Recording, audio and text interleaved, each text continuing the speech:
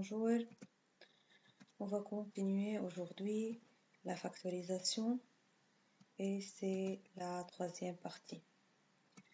On va voir tout d'abord ce qu'on appelle changement de signe. Pour comprendre, le changement de signe, c'est en réalité prendre le signe moins en facteur commun, c'est-à-dire factoriser comme on a déjà fait, mais le facteur commun, c'est le signe moins. Alors, on va voir comment et pourquoi c'est appelé changement de signe. Alors, vous avez cette expression. On a la première partie, facteur x moins 5, facteur x moins 8, plus deuxième partie de x plus 1, facteur 5 moins x. Alors, dans les deux parties, il n'y a pas un facteur commun et il n'y a pas un facteur qui est caché. Donc, je remarque qu'il y a un facteur qui contient les mêmes termes, mais les signes sont contraires. C'est-à-dire, dans la première partie, le x est positif, dans la deuxième, c'est négatif. Le 5, c'est négatif dans la première, c'est positif dans la deuxième.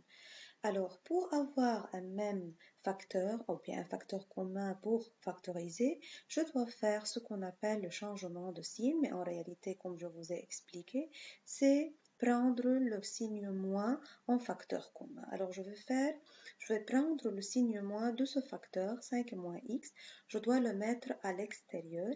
Il y a ici le signe plus, donc lorsque je mets le signe moins à côté du signe plus par moins, ça fait moins.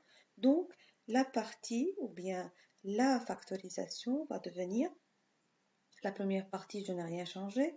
Ici, comme j'ai pris le signe moins en facteur commun, ça devient moins. Voilà. De x plus 1, je n'ai rien changé. Alors, le x devient positif car j'ai enlevé le signe moins. Et le 5 devient négatif car on a plus 5. Le plus est formé de 2 moins. J'ai pris 1 moins à l'extérieur, donc il reste moins. Alors, ça devient moins 2x plus 5, x moins 5. C'est pour cela qu'on appelle changement de signe, car à l'extérieur, le signe va être changé. Et encore, les termes du facteur qu'on a factorisé en prenant le signe moins va encore changer. Le positif va devenir négatif et le négatif va devenir positif. Maintenant, on a trouvé le facteur commun, c'est x moins 5. Et je mets comme d'habitude le reste dans une parenthèse, x moins 8, moins, faites attention ici, il y a le signe moins, moins 2x moins 1. Je réduis les termes semblables, x moins 5, facteur moins x et moins 9. Voilà. Un autre exemple du changement de signe, 2x plus 3, facteur x plus 2, moins x moins 2, facteur 3x plus 4, la même chose. Il y a les mêmes termes et des signes contraires. On va faire un changement de signe, c'est-à-dire on va prendre le signe moins de l'intérieur du facteur. Je dois le factoriser et je dois le mettre à l'extérieur. Maintenant, à l'extérieur, il y avait un signe moins et je vais ajouter un autre moins. Donc, ça devient plus car moins par moins, c'est plus. Et voilà. Regardons, la première partie, je n'ai rien changé. Ici, c'est plus. Le signe de x va devenir positif. Le signe de 2 va devenir positif car les deux étaient négatifs. Ça fait x plus 2. 3x plus 4, on n'a rien changé. Donc, le facteur commun, c'est x plus 2. Et je peux continuer comme d'habitude. Le reste de x plus 3 de la première partie, 3x plus 4 de la deuxième. J'additionne les termes semblables et j'obtiens la même réponse. Alors, vous pouvez faire le changement de signe pour la première partie. Vous pouvez changer x plus 2 ici. Vous pouvez mettre le signe moins à l'extérieur au début. Et ça devient moins x moins 2. Et vous pouvez continuer avec le facteur commun moins x moins 2. Une autre forme, c'est le regroupement. C'est quoi le regroupement? On a ici 4 termes. Alors faites attention, on a 4 termes. 4 termes, mais il n'y a pas un facteur commun entre les 4. Entre 3 même, il n'y a pas un facteur commun. Alors, qu'est-ce que je dois faire? Je dois faire une factorisation intermédiaire encore pour trouver le facteur commun et factoriser la forme finale. Je peux prendre chaque deux ensemble. Moi, ici, j'ai regroupé xy avec xt, moins 4y avec moins 4t.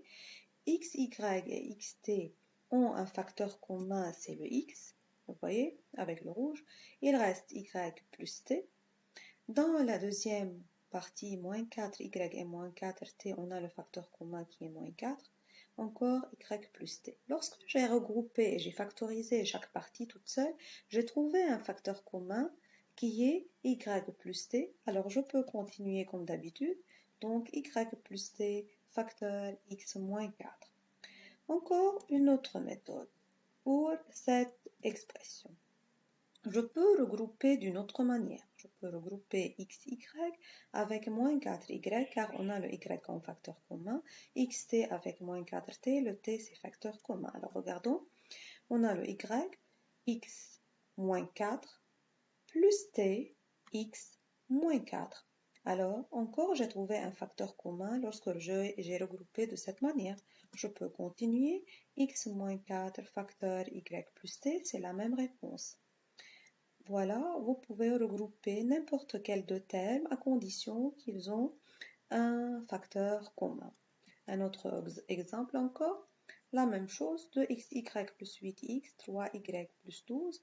J'ai regroupé les deux premiers, 2x facteur commun, il reste y plus 4. Ici, il y a plus 3 facteurs communs, y plus 4. J'ai trouvé le facteur commun. Alors, c'est y plus 4, facteur de x plus 3. Encore une autre méthode, je peux choisir un autre regroupement. Je peux regrouper 2xy avec 3y, le facteur commun c'est y. Il reste 2x et ici il reste 3.